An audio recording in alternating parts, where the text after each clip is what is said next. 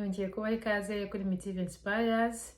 Uyu munsi rero tugeze ku munsi wacu wa 11 mu minsi 28 muri gahunda yacu yo gushima y'ibyiza twagezeho cyangwa se ibyiza tugenda duhura nabyo bya buri munsi mu buzima bwacu bwa buri munsi, aho tubona ko gushima ari byiza, ari urufunguzo rudufungurira ibyiza byinshi biza bitugana.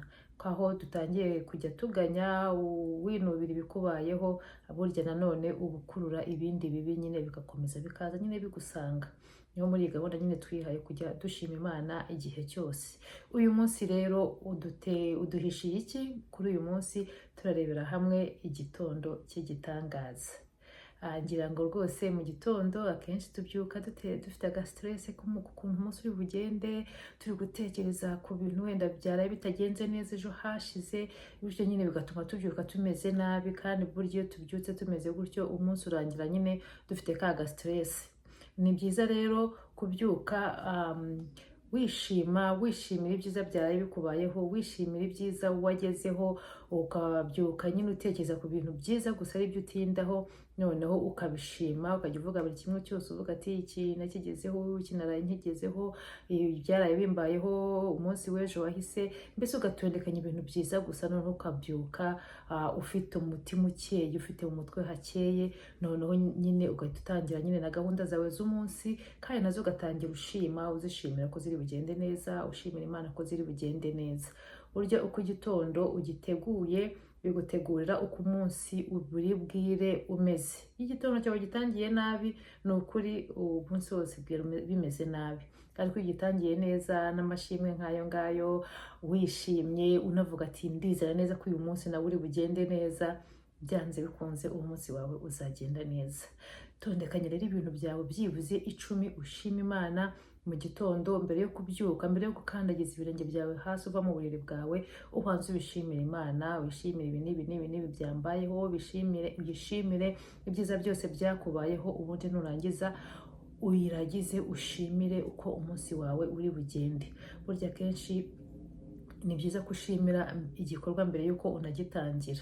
Murabizi nyine n'abakristu, Yezu iyo yagiye gukora nk'ibitangaza cyangwa yagiye gukora nk'ibitangaza, abanza agashimira Imana ati Imana ndagushimiye ko utumye umuntu abona, ndagushimiye ko utumye ibimuga bigenda, atarakora ibitangaza. Natwe rero reka tujye tubanza dushima Imana ko ibyo turi guteganya byose biri bugende neza.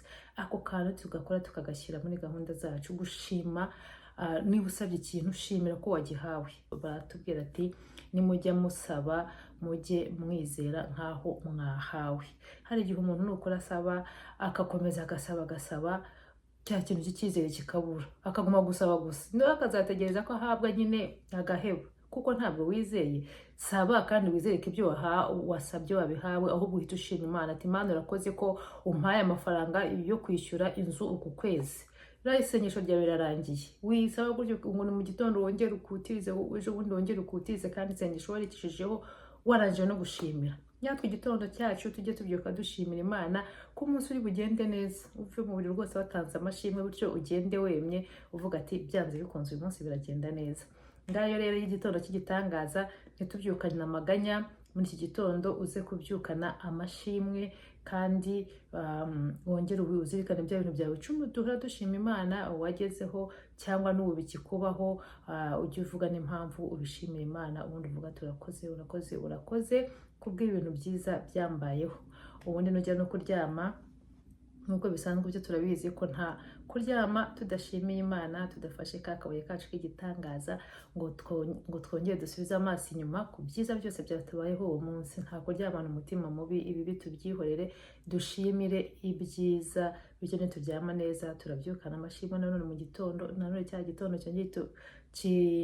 kidutegurire umunsi wacu, bityo ubuzima bwacu bugende neza kandi bworohe. Rero ndabakunda, reka ndekera aha ngaha, gusa ntimwibagirwe gukora comment, ngo mukore like, nurangiza muhereze inshuti zanyu video zanjye kugira ngo zigere kuri bose kandi benshi baze dufatanye amashimwe.